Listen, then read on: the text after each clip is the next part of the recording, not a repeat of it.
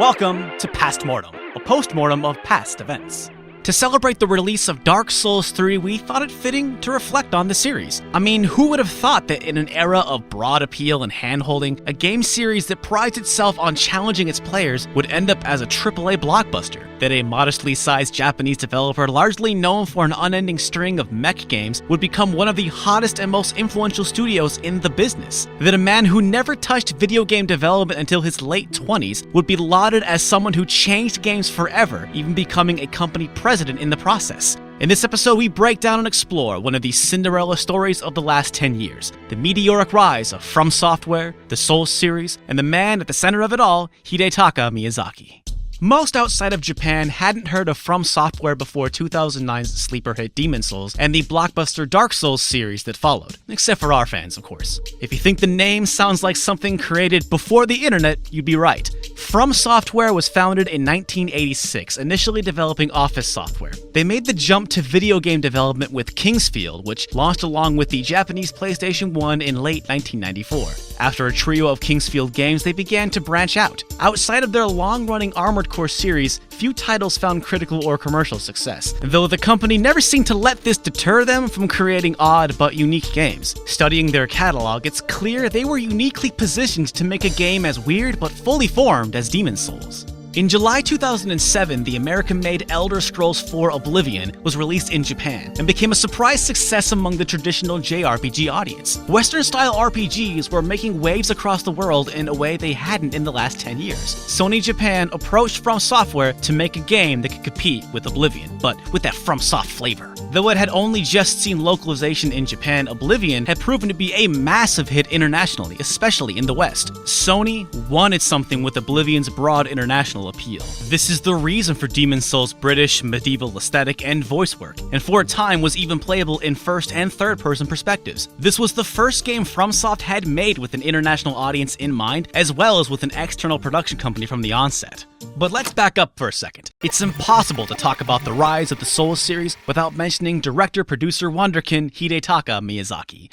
A precocious child and avid reader, Miyazaki, no relation to famed animation director, had a love for English-themed fantasy which evolved into a love for fantasy games like the Fighting Fantasy game books, Magic the Gathering, and Dungeons & Dragons. According to Miyazaki, he was never particularly driven though, and meandered into a social science degree at Keio University. By 2001, Miyazaki was working as an account manager for the US-based IT company Oracle Corporations, when a friend recommended him Ico for the PlayStation 2. Fumito Ueda's artful and unique take on the typical action-adventure game awoken him to the possibilities of the video game medium. Miyazaki was hooked, and again to the credit of FromSoft's idiosyncratic culture, they were one of the only companies that would give the time of day to a 29-year-old account manager with no experience in the games industry. He was hired in 2004. His first project was as a planner and coder for Armored Core Last Raven. For the next Armored Core game, Armored Core 4, Miyazaki started as the lead planner but became the director midway through the prototype phase. He implemented designs that evolved the staid Armored Core formula, like a quick boost mechanic which proved to be a watershed moment for the series. After Armored Core 4 was released in Japan in 2006, he jumped straight into directing Armored Core 4 Answer.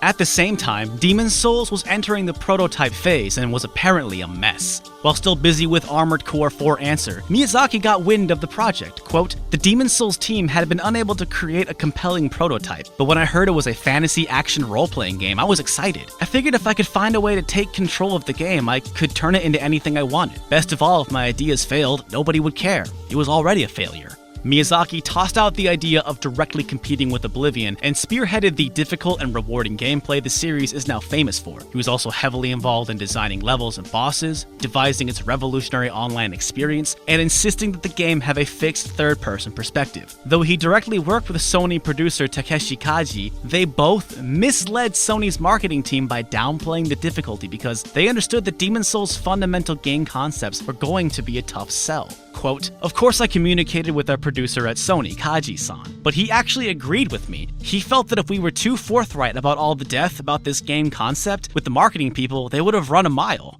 So that's why we had to be a bit sneaky about it." But Demon's Souls was still an uphill battle. When Miyazaki took over the project, he was still working on Armored Core for Answer, meaning he was directing two very different games at the same time. Debugging Demon's Souls took apparently twice as long as a typical FromSoft game, and it suffered from terrible frame rate issues right up until its release. And that's just the technical side, which is to say nothing of polishing its challenging gameplay. Sony worldwide president Shuhei Yoshida himself thought the game was terrible. Quote, "When it was close to final, I spent close to 2 hours playing it, and after 2 hours, I was still standing at the beginning of the game. I said, this is crap. This is an unbelievably bad game."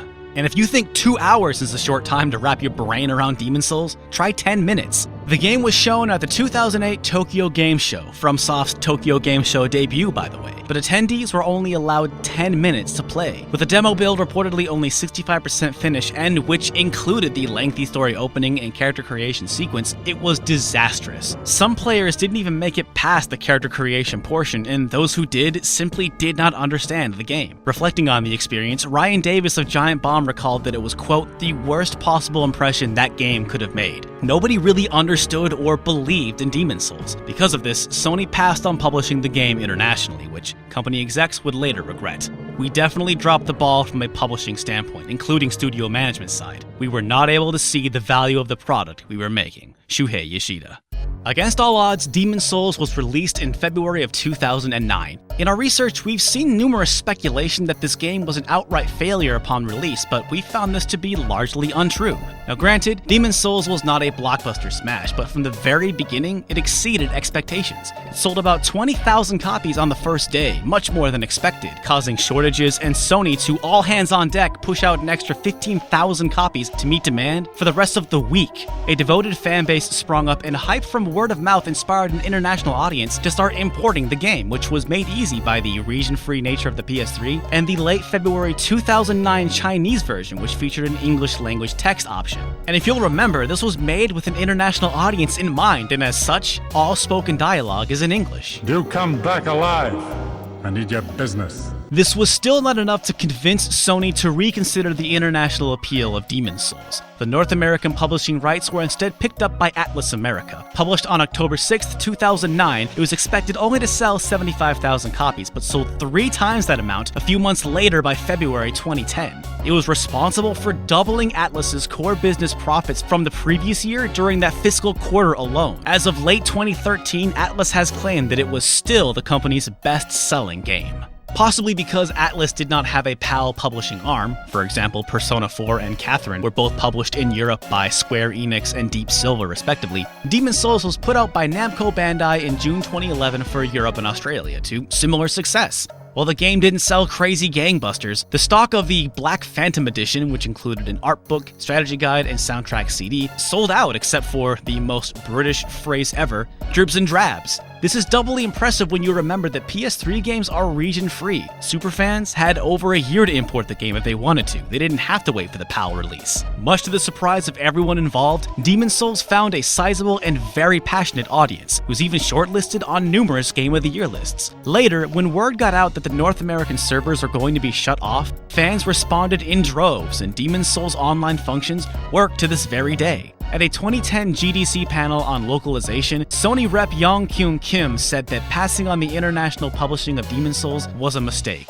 It should have come out as a first-party title. It was certainly no flop, but even Miyazaki was worried Demon's Souls' success was a fluke. Still, they moved forward with a sequel, with Miyazaki again in the director's chair. But Dark Souls would see them partnering with a different company, Bandai Namco. When the 2008 financial crash happened in the US, reverberations quickly made it across the globe, and Bandai Namco was feeling it. For the record, we wished we could dive into FromSoft's financials, but they are not a publicly traded company, but that ain't the case with Bandai Namco. A rough couple of years culminated in a dire fiscal year 2010, which found Bandai Namco in the hole to the tune of almost 30 billion yen. Yikes. In February 2010, the company announced a restart plan. This emergency plan involved the company, among other things, consolidating their video game studios under one branch and seeking partnerships with other game studios in order to speed up production. These factors and the surprise success of Demon's Souls paved the way for Bandai Namco to push for a deal with FromSoft to exclusively publish Dark Souls. We don't know the exact reason, this is all speculation, but we think Bandai Namco ended up with the rights over Sony because they were far more desperate for a hit. It certainly didn't hurt that they had already worked together bringing Demon's Souls to the PAL region, and FromSoft would be freed from the shackles of console exclusivity. But why Dark Souls? Why not Demon's Souls 2? Even though it's a sequel in almost every way imaginable, the fact is that Sony Computer Entertainment still owns the rights to the Demon's Souls IP, and they have a policy of never selling their IPs. Actually, FromSoft struggled a bit to find a name for their new game. They showcased it as Project Dark at the 2010 Tokyo Game Show because they could not think of a suitable name. Thank God for Bandai Namco's localization team. FromSoft initially wanted to name the game Dark Rings or Dark Races, both of which wouldn't have exactly played outside of Japan. Bandai Namco ended up registering 3 possible titles: Dark Rings, Crowns of the Dark, and Dark Souls. They might have been covering their bases or just trying to throw off reporters at the time, but at any rate, Dark Souls was released September 2011 in Japan and October 2011 in the rest of the world. It ended up selling 1.9 million copies in the North American and PAL regions alone. That year, Bandai Namco's net profits jumped, wait for it, 1,044%, nearly bringing the company back to their pre-recession figures.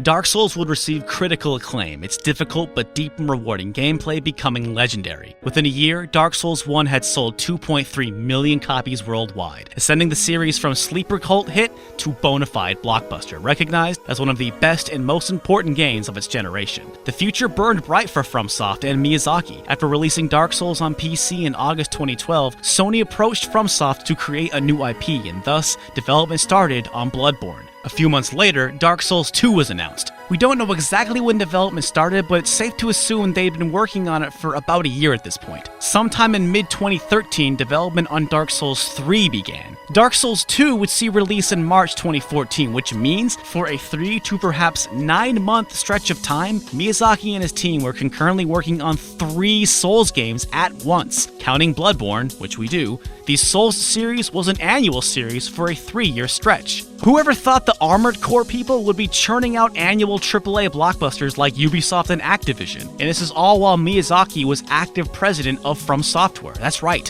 After Dark Souls 2 shipped, and while he was secretly directing both Bloodborne and Dark Souls 3, FromSoft was bought by Japanese media giant Kadokawa Corporations, and Miyazaki was made president of FromSoftware. Not bad for a studio that once made Office software, and a man who took an 80% pay cut to pursue his dream of making video games at the age of 29.